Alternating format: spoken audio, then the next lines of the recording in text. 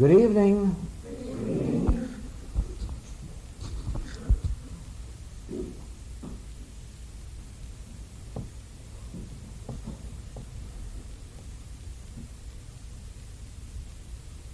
Now let us start on the subject of spiritual healing. Spiritual healing from the standpoint of the infinite way.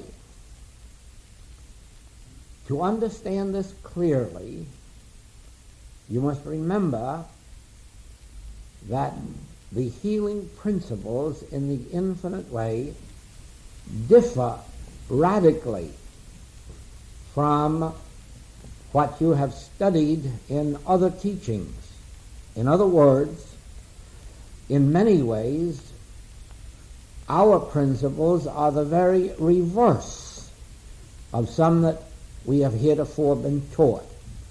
And it is for this reason that if you would have success with infinite way healing, you must learn how these principles differ, or you must be able to completely forget what is behind and work from the standpoint of the principles as they have been given to us in this work.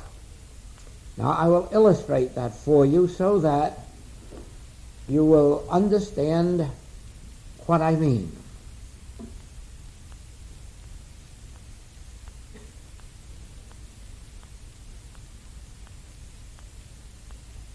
In some teachings, the practitioner looks or starts to look into the patient to find the error that is causing the trouble. This is called uncovering the error. And presumably the error is in the patient. Now, this teaching had its beginning before Christian Science began. And it was based on the discovery of a young boy who was hypnotized, and while under hypnosis, he could tell that if you had rheumatism, it was because you were angry at somebody, or if you had cancer, it was because you hated somebody or was very jealous of somebody. And so he produced a whole list of diseases and the mental causes behind them.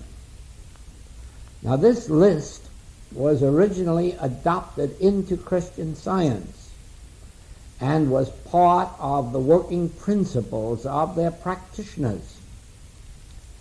Mrs. Eddy eventually discovered that this was wrong, and she recalled all of those lists.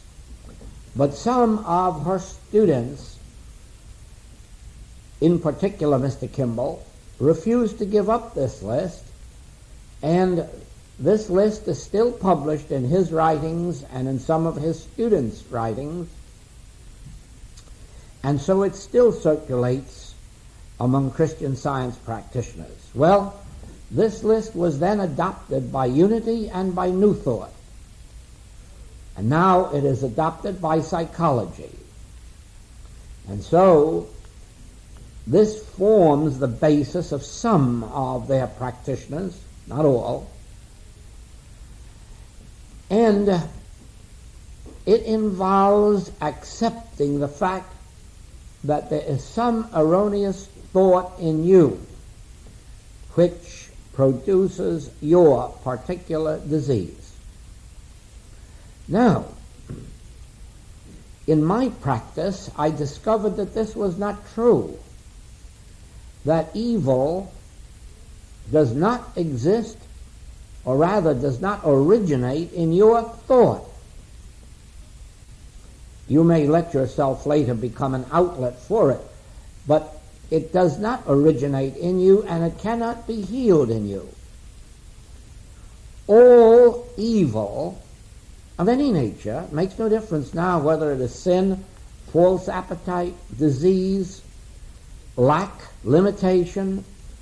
All of these have their origin in what we will call the universal human mind. Not the individual human mind, the universal human mind. And in the moment that I know this, I begin to set you free. Instead of pinning it onto you and attaching it to you, I immediately begin to set you free by realizing, no, this does not have its origin in you. It has its origin out here in the universal human mind. I'll show you how it acts. If I sit up here and I look out at you and I'm thinking, what wonderful people you are, children of God, having the mind of God, the soul of God. And only God lives in you and works in you and through you. Now you don't know that this is going on in my mind. I'm doing this up here silently. I am realizing the spiritual nature of you and the spiritual origin of you. You know what happens? You begin to like me. You can't help it. You don't know why. But you can't help it. And the reason is, I am seeing you in your real nature, in your real self, the way you really are, even behind the human masquerade, the way you are deep down. I'm seeing you, and you are rejoicing that you are recognized. Somebody is seeing you the way you really are, and you feel it, and you respond to it. Now, if I were to sit up here and start to criticize you, and to judge you, and to resent you, or to minimize you, or to judge you after human standards, you would begin to twist and squirm and turn and feel uncomfortable. Why? Because I would be malpracticing you. And even though you didn't know what I was doing, you would feel the result of it. Now this is what happens in the healing practice. If I begin to look to you for some error, you really begin to feel my malpractice, and instead of being free and happy and joyous, you are uncomfortable under my censure, under my criticism, under my judgment. Now, this is no way to set anyone free. You can experiment with this in your home with your cats or your dogs or your birds or your little children. Watch what happens if, instead of saying, you bad dog or you naughty cat or you bad child, watch what happens if, without saying anything, you realize God made you. You have the qualities of God. You have the mind of God. Even the cat, even the dog. You have your intelligence from God at that level. You have your life of God. And God governs even the sparrow's fall. And once you begin to know that, these animals change toward you, because you have removed the condemnation of humanity from them, or animality. And so it is, when you would heal, remember to remove the original sin from mankind, the belief that he was created in sin and brought forth in iniquity. You see, that is not the truth about you at all. That isn't the truth about anybody. That was a lie to begin with. Actually, We call no man on earth our Father. You are to call no man on earth your Father. You are to recognize that you have a spiritual origin. You may say, oh, the doctors and the scientists can trace us back to a seed. Yes, maybe they can. Where did the seed come from? Go and trace that back to its origin and see where you get. And you will find that not even a seed can be created unless it is created by God. And so you will begin to understand that really man is not your creator, nor are you a creator of anyone. God is the creator, and you are just the instrument through which the creation appears. But behind you, there is the God that created the seed. You might just as well try to trace an apple tree back to a seed and say God didn't create it. How nonsensical. There isn't anything that is visible that was not made from the invisible. Everything that is made of a substance that is invisible. Now, in the minute then that I recognize that God constitutes you, you are not the source of any evil. There's no evil in you, no God-constituted evil, and no self-created evil. Any evil that is manifesting through you has its origin in what we will call the universal mind, the universal human mind, or mind of man. And this immediately begins to separate it from you, and it leaves you as you originally are, the image and likeness of God, the very expression of God. God himself really in expression. Life itself expressing itself. This is you. There is no evil in you. The evil is impersonal. The evil belongs out here to the universal mind. Now watch how true you can prove this. In the winter months, I don't know if you have this up in this climate, we have it in the States, a great deal of colds and flu, influenza, and diseases of that nature. Now, behind this claim, there is weather, climate, germs. Can you see that this did not originate in you? That this is some kind of a belief out here which perhaps you have picked up because you believed in it. But you didn't originate the idea of colds or grip or flu. You didn't originate the idea of germs. This is all something that happened out here in space. And you came along because of ignorance and picked it up. Now, when we are working with these cases in the wintertime, there is no use of treating you, because in an ordinary practice we might have 100 people with grip or flu all calling for help, and we'd have an awful hard time trying to give each one of them a treatment every day to heal them, and it isn't necessary. Why? There's only one claim. It has nothing to do with you. It's a universal claim of weather, of infection, of contagion, of germs. And when we handle it in that way, not only one of you gets healed, but if there's 100 sick, 100 get healed.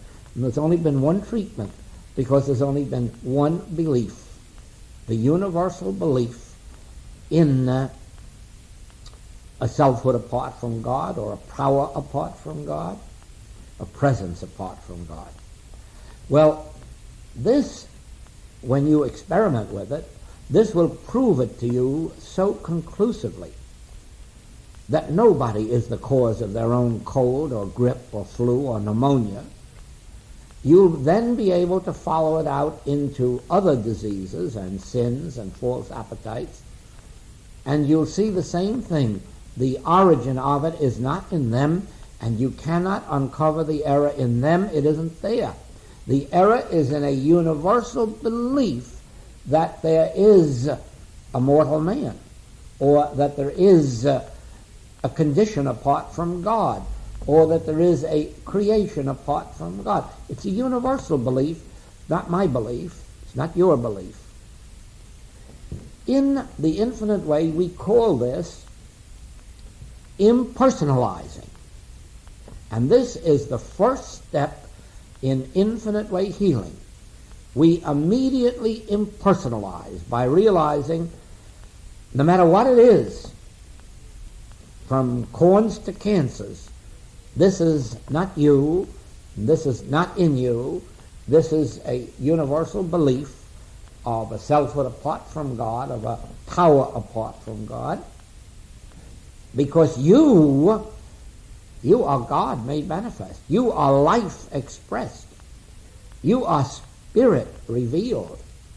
You are the soul of God made manifest. You are the very life of God. The very breath you breathe is the breath of God. Therefore, you are really God's selfhood. And there is no evil in you at all. There is no sin. What was that at the trial? I find no sin in this man. And that is what our practitioners say to every case. I find no sin in this patient. I find no evil in this patient.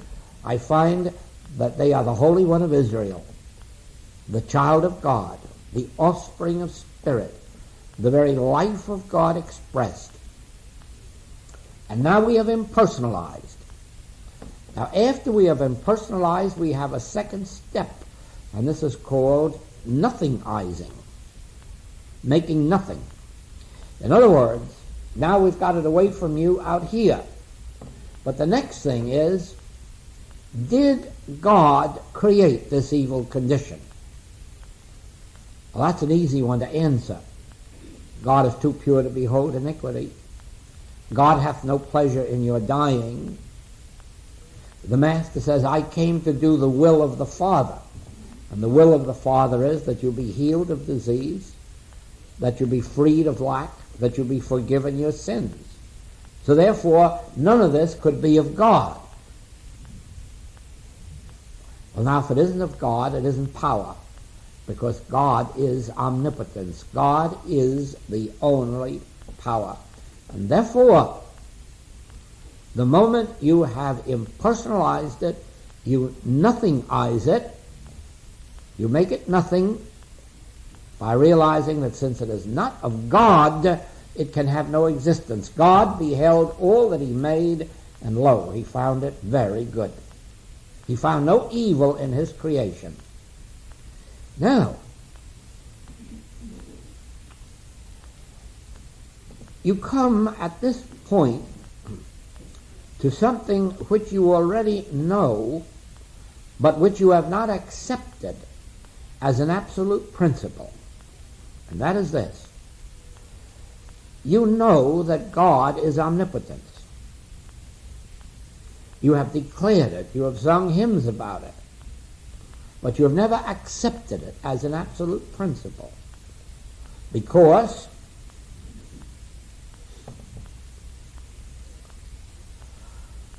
you accept two powers, a good power and an evil power. You look upon germs as evil powers. You look upon dictators as evil men. You look upon disease as an evil condition. You look upon sin as an evil condition. Therefore, you do not accept God as omnipotence. You have omnipotence and evil. But you see, if you would practice spiritual healing, this must be reversed, and you must accept God as omnipotence And you must be able to look at sin, false appetite, disease, any condition without horror and realize, no, if you are not a part of the omnipotence of God, you can only exist in man's belief. Now, a man can believe that 2 times 2 is 5.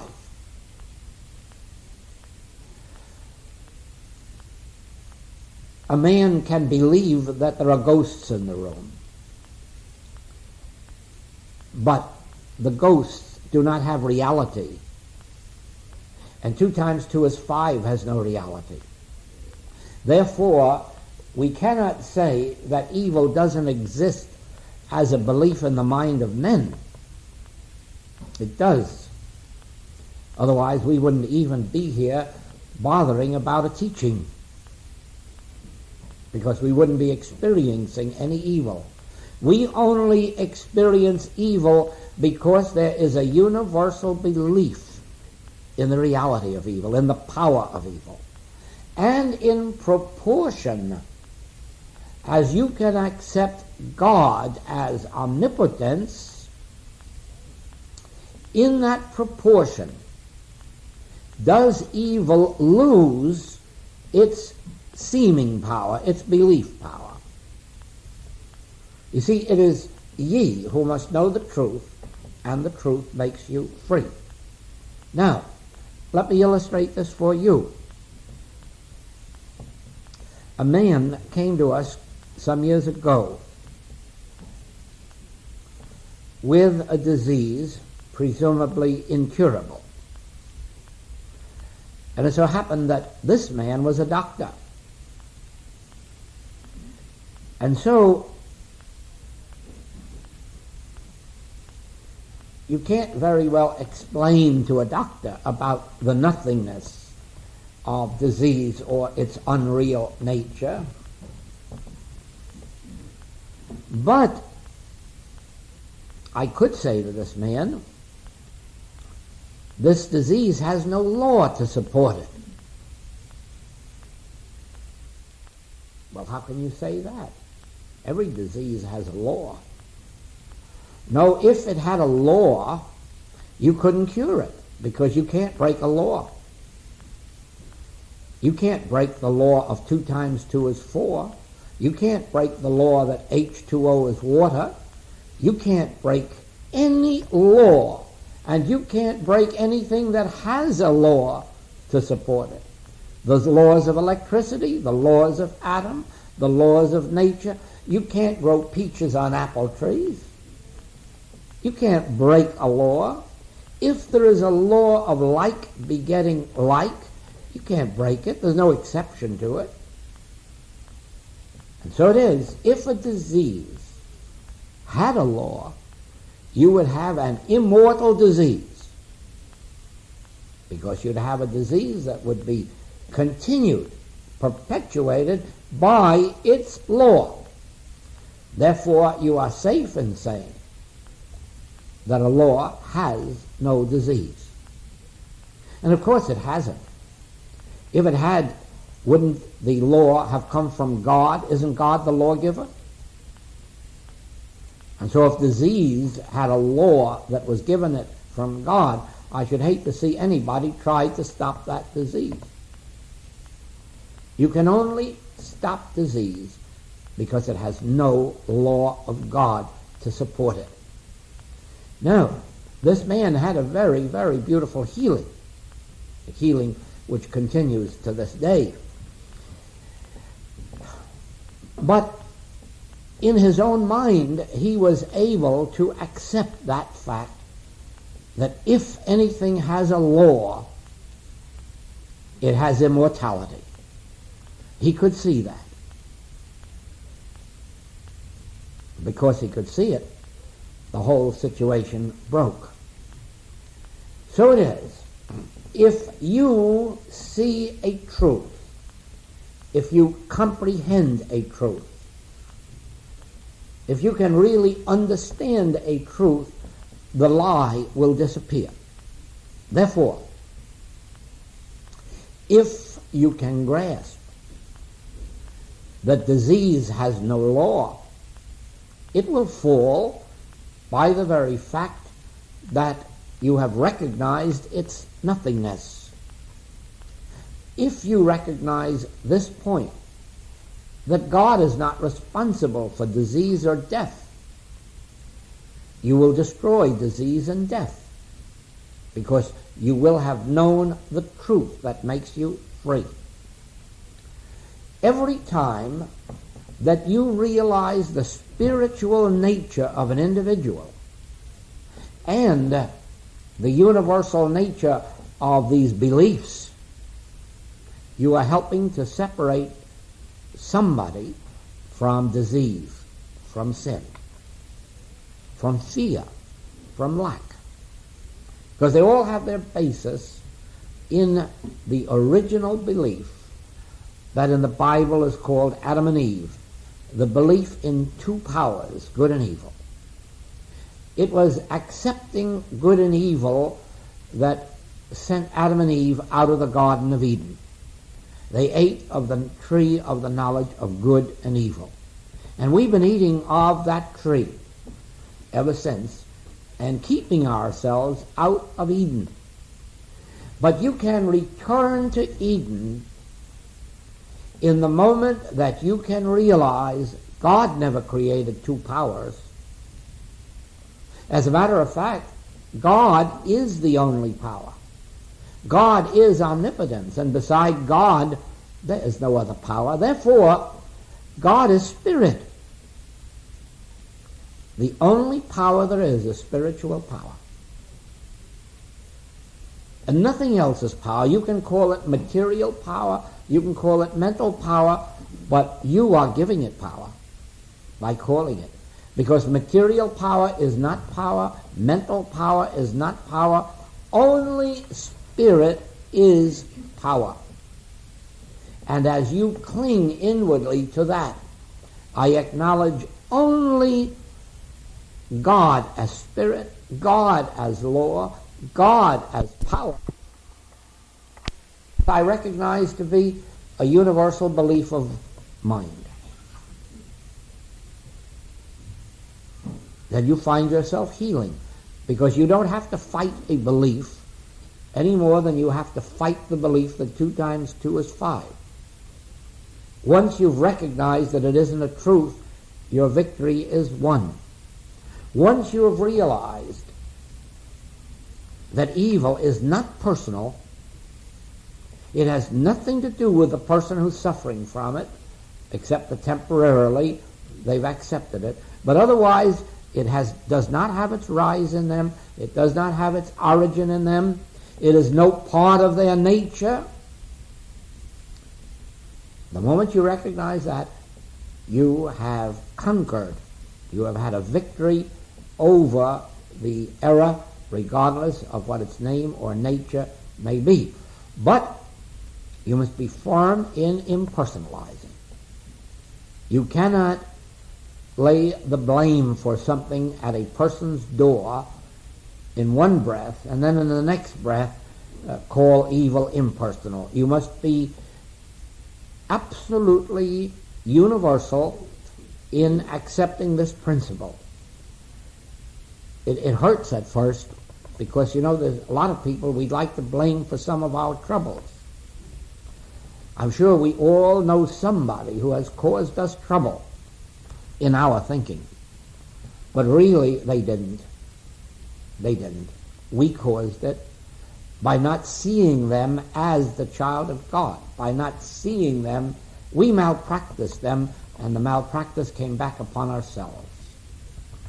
Because, you see, it is literally true. You must call no man on earth your father, because you have a spiritual origin. You are the spiritual manifestation of the divine spirit. You are the eternal and immortal expression of the divine spirit itself. You are not physical, you are not mortal, you are not material, you're really not even human. You're divine. And the only part of you that seems to be mortal is the belief that there are two powers. Now, when you accept one power, you can understand why the master wasn't horrified at the appearance of disease or sin. He wasn't shocked at the man on the cross, and he wasn't shocked at the woman taken in adultery. Not a bit of it. He just looked at them and said, neither do I condemn thee. I'll take thee into paradise this very night. In other words, none of these sins have their origin in you. You are not responsible, and now that you have reached out to the Christ, you're absolved. Thus, you see, you take the burden of malpractice off of your patient, off of your student, off of your neighbor. You take the burden of malpractice off of everybody, even your cats and your dogs, and watch how different they are. And this is another thing about infinite way healing.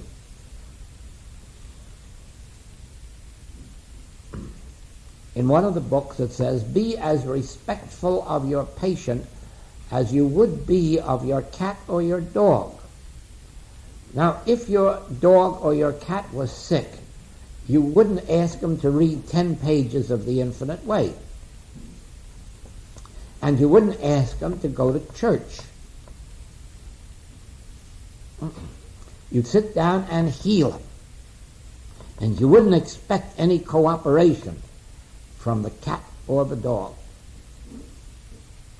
That's the way you're to treat your patient. You are not to ask them to be spiritual. You are not to tell them that if they want their healing, they'll have to read so many pages of so many books. You're not to tell them that they must be more loving or more generous or more kind or more patient. No. No. You might just as well tell your cat or dog they mustn't be lustful. No, you don't do that. You sit down when your dog or your cat or your bird has a claim and you just know the truth of God as individual life, the truth of God as the only power and the only presence. You know the truth that none of these evils belong to the cat or the dog. They're just part of a universal mortal belief. And you free them. That is the way you act with your patient. In teaching, that is different. In teaching, you give them the benefit of all the instruction you can, of all the knowledge you can, of the books to read, or so forth, the passages to read. Teaching is quite a different thing. In our monthly letter, we always have every month specific principles for the students to learn. This isn't that they may be healed. This is that they may learn the principles and heal others.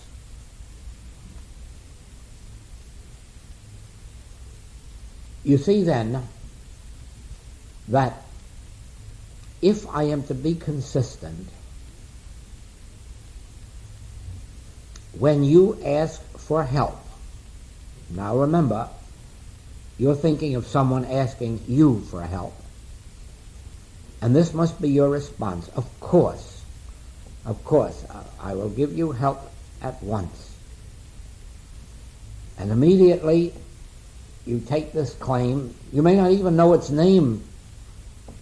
In the infinite way, you don't have to know the name of the claim. You don't even have to know the name of the person who wants to be healed. Nobody ever tells me the name of their cats and dogs they want healed.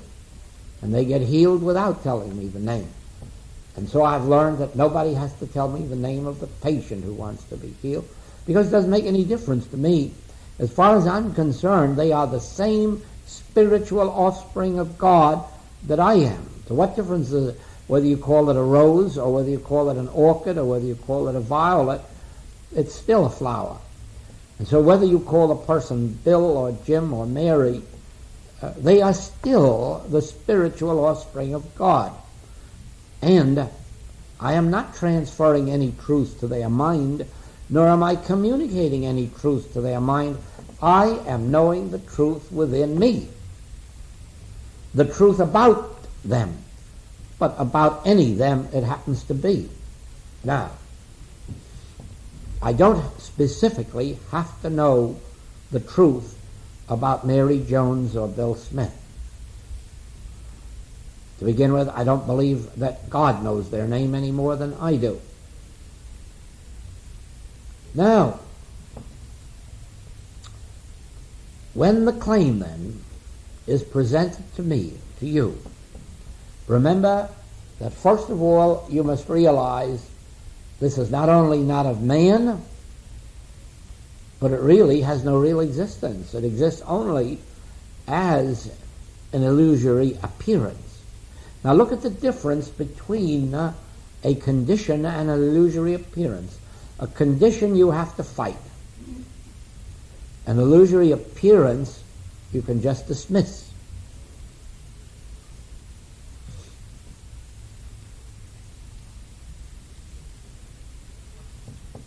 If we were treating conditions, we would be a part of materia medica practice. And then we should really study for years and years and years and get a license.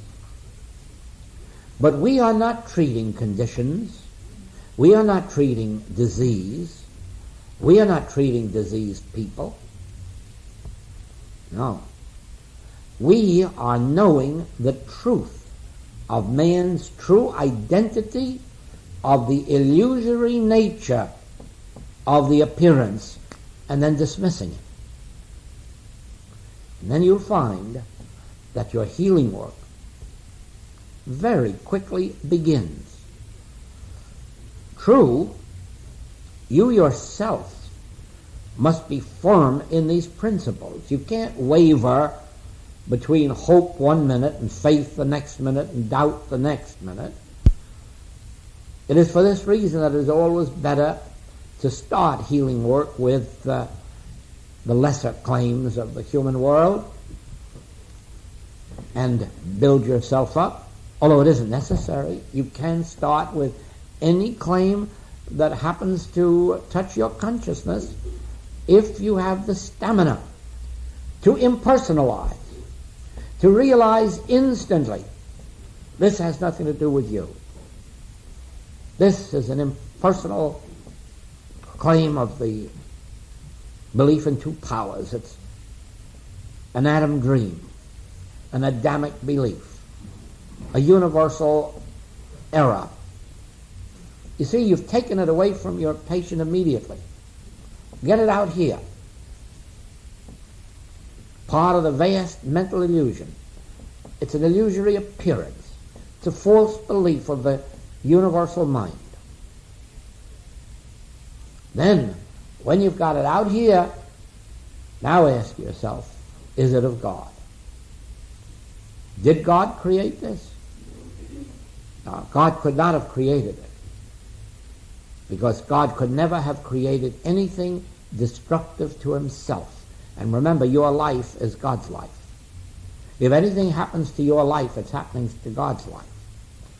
And certainly God, who is infinite wisdom and divine love, has never provided for destroying his own life. And his own life is the only life you'll ever have. This is why we know beyond all question that you are immortal. You didn't begin on the day that you called your birthday. You won't end on the day you call your death date. That's impossible, because the only life that you are living is God's life. It isn't really you living it. It's God living his own life as you. Therefore, since God is the only life you have, you know right well he didn't create any disease to destroy it. God hath no pleasure in your dying. The will of God, according to the Master, is that you might have life, and that you might have life more abundantly. That is why the Christ has come. The Christ has come that you might have life, that you might have it more abundantly. When? Before Abraham was. When? Until the end of the world. Always remember, the Christ has been with you since God began. Christ will be with you unto the end of the world. I will never leave thee nor forsake thee. So there cannot be any provision for your aging or dying. That you will pass from visibility is true, in the same way that you had to pass from infancy to childhood, and childhood to youth, and youth to maturity, because we are an unfolding consciousness, and we will continue to unfold unto infinity. And so there is a time provided for everyone to pass from visibility. But we shouldn't have to get kicked out of visibility with a disease. We should make a transition as provided in some normal and natural way. Now, the point for you to remember is God is the only life you are living, or that is living you. God is the only mind you have. God is the only soul you have. And even your body is the temple of God. Now, could there be any error in you? No. Regardless of what the appearance may be, the error is not in you. And when you've realized that, you have impersonalized it, and you've placed it out here in universal mortal consciousness. Now, when you've got it out there, make it nothing by realizing God did not create it. It has no part in God, and the Christ is present to nullify it. It exists at all only as an illusory appearance, like the sky that sits on a mountain, but you know it doesn't. It exists that way as an illusory appearance. The sky doesn't sit on the ocean either. This also is an illusory appearance. And all sin and all false appetite and all disease and all lack and all limitation exists only as an illusory appearance. And the moment that you impersonalize it and nothingize it, you begin its destruction. In some cases, you will have instantaneous healings through this realization. In other cases, it may take time, because you have an element that you're dealing with, and that is the receptivity of the individual. That is why it is much easier to cure cats and dogs than it is human beings. The cats and dogs really aren't trying to hold on to something, and human beings usually are. And the very things they're trying to hold on to are the things that are most harmful to them. Try to see this. Whether or not a healing is instantaneous, it is certain, if you are willing to stand fast in the truth that you are not dealing with a condition that has to be healed or removed or risen above. You are dealing only with an illusory appearance that must be recognized and dismissed.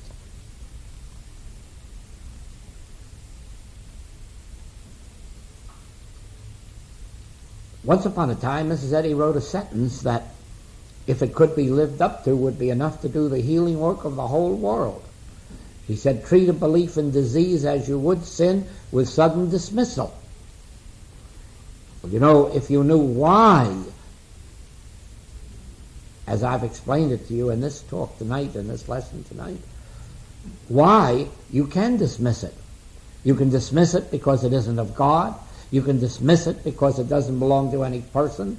You can dismiss it because it doesn't exist as a condition. It exists only as an illusory appearance. Knowing this, you can dismiss it suddenly, without bothering to sit around for hours and hours and hours trying to treat it away, when the it that you're trying to treat away doesn't even exist.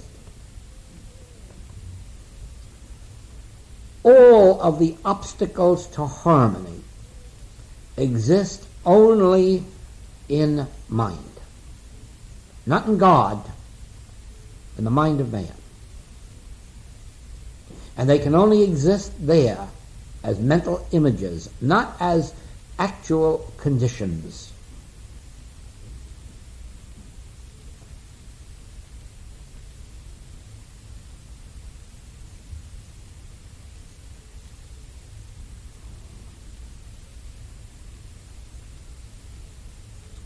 in some of these teachings it has been taught that mortal mind causes disease. This isn't true. Mortal mind is not a cause. God is the only cause. And secondly, disease doesn't exist as a condition. So it never was caused.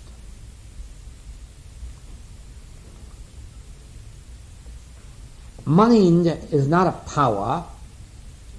Mind is an instrument.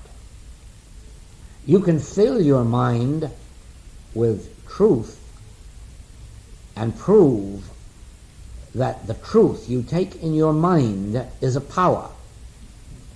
You can, of course, accept evil in your mind and make it a power in your life. Not that it had power of its own. You permitted it to have power by your acceptance of it. But your mind is neither good nor evil. Your mind has no qualities of good or of evil. Your mind is like your body. Your body cannot be good or evil. Whatever quality it shows forth, you must be making it. Of itself, well, a body can't steal of itself, can it? Never heard of anybody blaming their hand for stealing. A body can't commit adultery of itself, can it? No, there has to be a person. The body is only the instrument. So if we want to use our bodies destructively, harmfully, injuriously, sinfully, well, as human beings, of course, that's a possibility.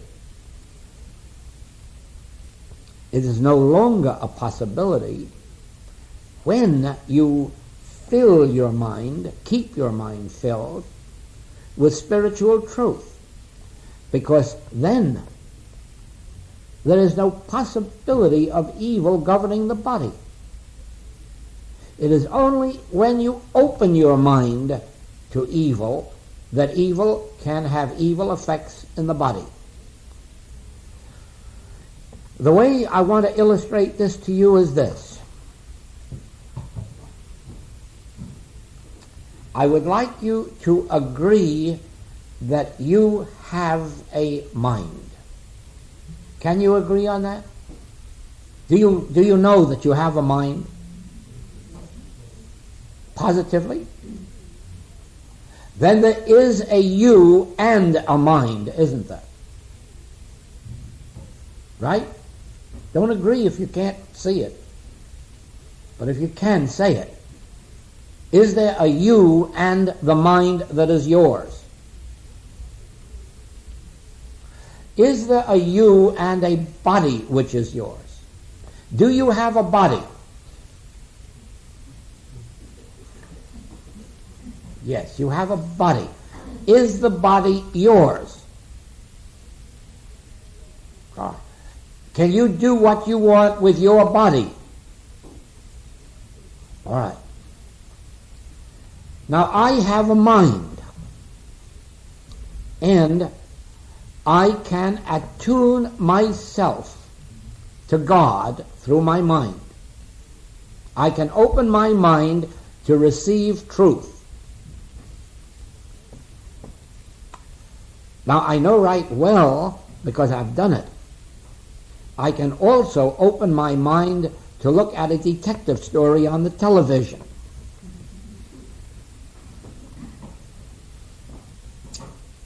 And my wife can open her mind to look at cowboy pictures. And the reason is that we have a mind and we have control over that mind. And we can choose what is to come through that mind. The mind is not a power itself. It is an instrument that we use for whatever purpose we want to use it. Now, there are some people who want to compose, and they have to open their mind to receive melodies. There are other people who want to paint pictures, and they have to open their mind to receive art in that form. There are other people who wish to be inventors, and they have to open their mind to receive new inventions, new discoveries. Do you see that? Then there is a you and there is your mind, right? All right, now we have three. We have me and my mind and my body. Now my mind is neither good nor evil. It is an instrument. And it is up to me now to choose what I am going to entertain in my mind. Now, since I have discovered that God is omnipresence, I choose to commune with God morning, noon, and night. And it is so joyous and so fruitful and so beneficial that I have no pleasure in communing with the evil nature or forces of this world. Therefore, I keep my mind attuned to truth. I read books of truth. I read inspirational books. I read books of mystical poetry. I read my own books. I keep my mind filled with the spiritual awareness of God's presence and of the non-power of anything other than God. I choose to do this because the fruitage is so wonderful in my life. The benefits are so wonderful, not only for me, but for those who come in contact with me, that I feel I'd be wasting my life if I wasted it on other things. Oh, a little relaxation once in a while with a good detective story is all right, or a cowboy story. But this is only for a little while. The days and the nights must be given to God, to truth. And my mind, which will reflect whatever I put into it, by keeping it filled with God, it reflects good in my body. Now, the wonderful thing is this. Mind and body is really one. Mind is the substance or the essence of which this body is formed. And it is for this reason that if I entertain truth in my mind, I receive harmony in my body.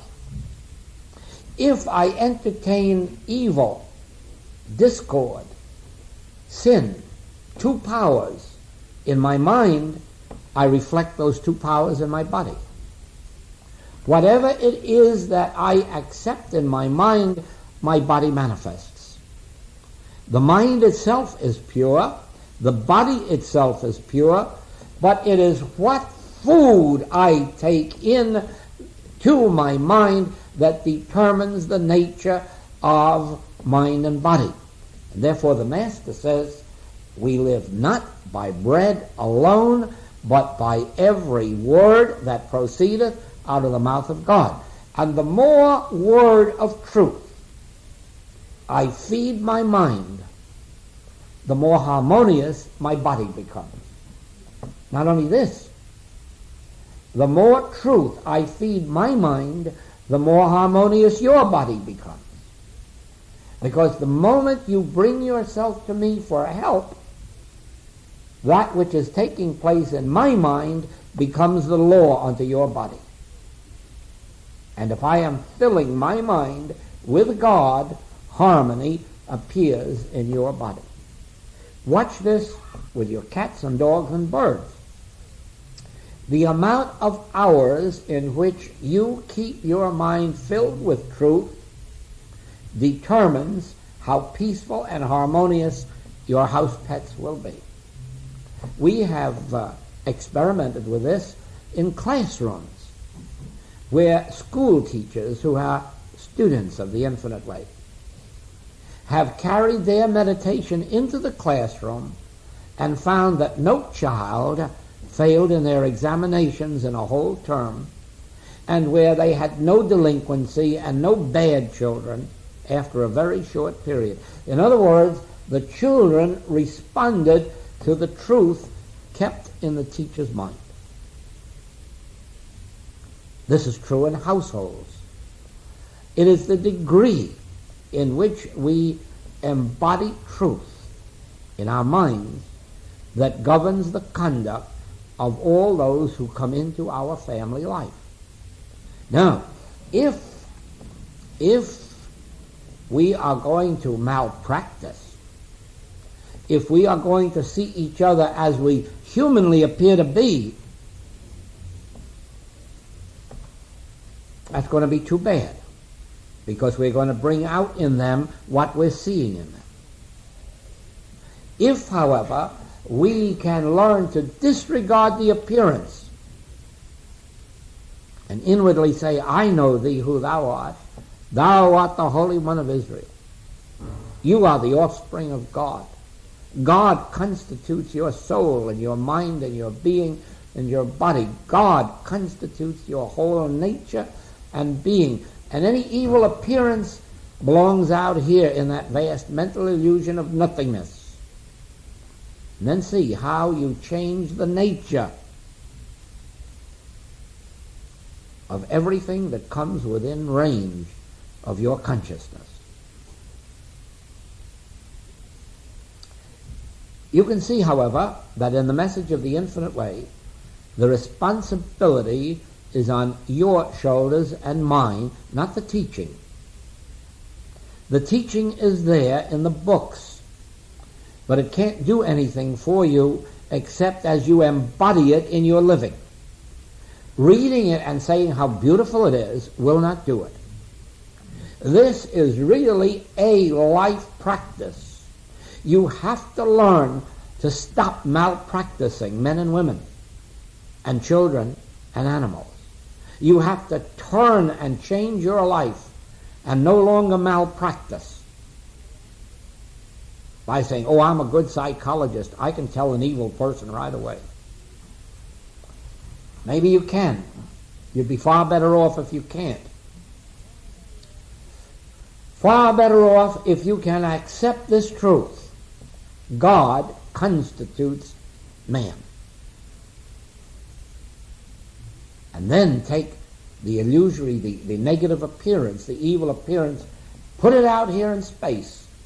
You belong to the carnal mind, the vast mental illusion, the belief in two powers, and God didn't make you, and that ends it.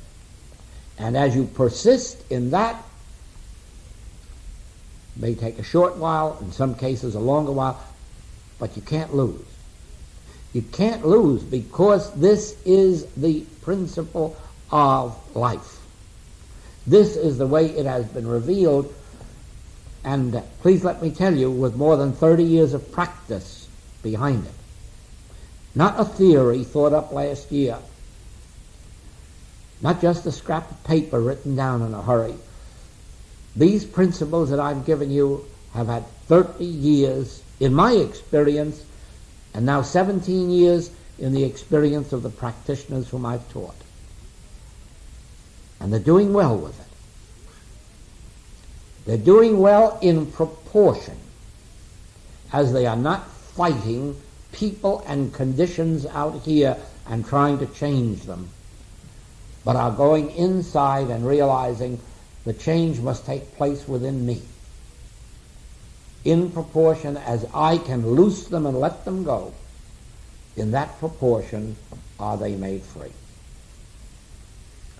Any questions, have them written or typed for me tomorrow night, and we'll finish this subject. Thank you.